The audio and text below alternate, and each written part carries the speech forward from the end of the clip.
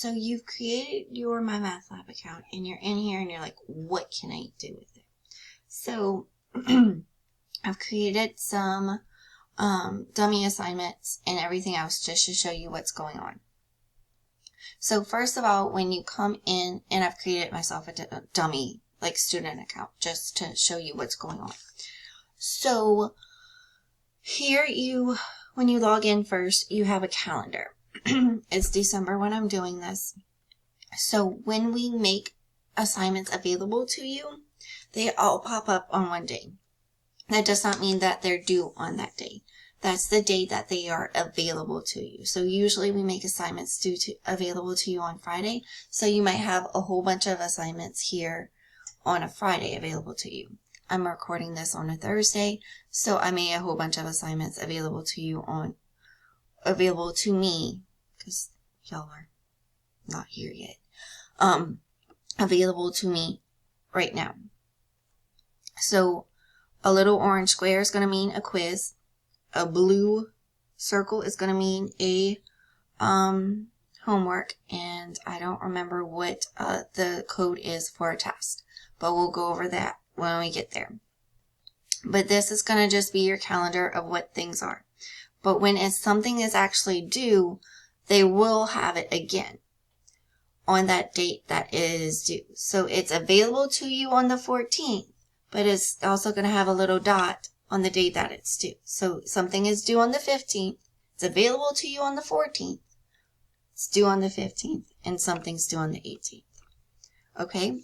But if you scroll down some more, there's going to be some announcements. It's telling me welcome to my math lab because I created my account today, but that doesn't matter.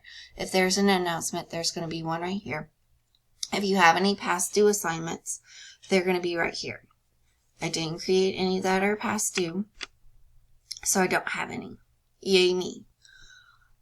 Current assignments. I have 3 of those right here. Alright? One of these will be yours for next semester, but we're going to talk about that then. But some of these are just dummy assignments. And you can click on them from right here. And it will allow you to go into the assignment and be able to complete it. Okay? And then it also tells you when it is due. So that's something to pay attention to. If this calendar up here confuses you, feel free not to use it. Use your past due assignments. Hopefully we don't have those. Or your current assignments. And you can also make these disappear, but I don't suggest you do that. Completed assignments. I don't have any of those, but it'll also show you the assignments that you have completed. Okay, so we've gone over the calendar. Then you can click on assignments. And it'll just be what I just showed you. And it'll show you the assignments that are available to you. Okay? It'll show you if you have a time limit and your grade if it has been graded and when it's due. Okay? Next up is the grade book. If I had grades, I would have some grades. But I don't right now. And then there's a book. There is a book that corresponds to whatever you are learning. In addition to what is in Canvas, there is a book. So you click on View Textbook that mirrors your, or View eText that mirrors your textbook. It opens it in a different window. And you can click on here and it opens up a little thing and you can go to chapter and then go to whatever lesson you want to go to. There's also a different way to go to the e-text that I'm going to show you in a second. Okay.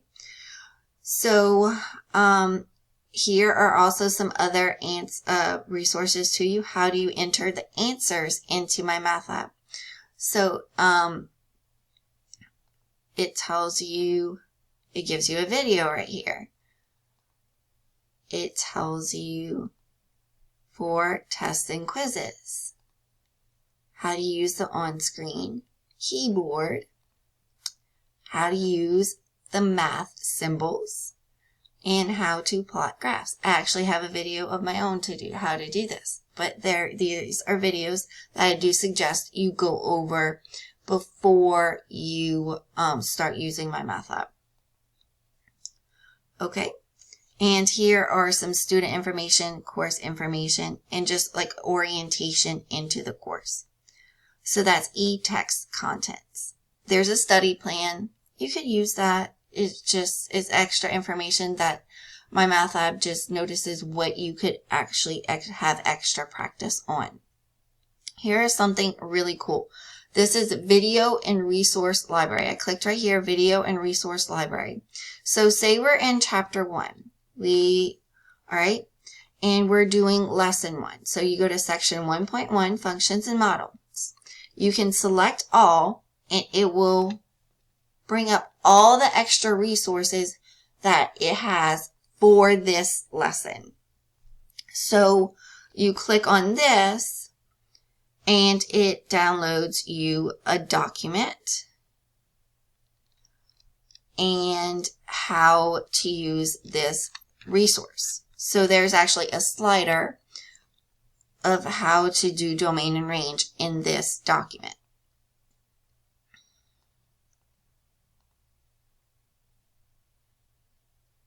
And that's like an exercise.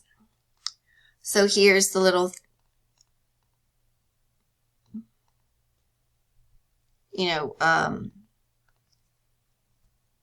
interactive thing where it's like, okay, hey, my domain is all your X values. We're going to learn this in your first lesson. But your domain is actually all your real numbers. But it's showing you here, just in this graph, it's going from -3 to 3, but your range really starts at 4 and it goes down. It's showing you that. You can show your equation, show your grid, things like that. It also helps you can find function values if you want it to. If you want to make it larger, you can. You can show the values if you want it to. So f of 3 is equal to 4. That's something else we're learning in your first lesson. And you see it says multimedia textbook. So here's another way to get to your textbook. So 1.1, you click here. It actually brings you to that lesson specifically in the textbook. So you're doing 1.1, you want to go over the lesson in the textbook. Here it is. It brings you exactly to that lesson. You don't have to flip around. They have videos that correspond. This is Sue. Hi, my name is Sue. In this section, we'll be looking at functions and models. The range. And you can have access to these videos in addition to the ones that you have in Canvas. The denominator does not give us a value of 0, so we need to set x. Alright, and you have different videos.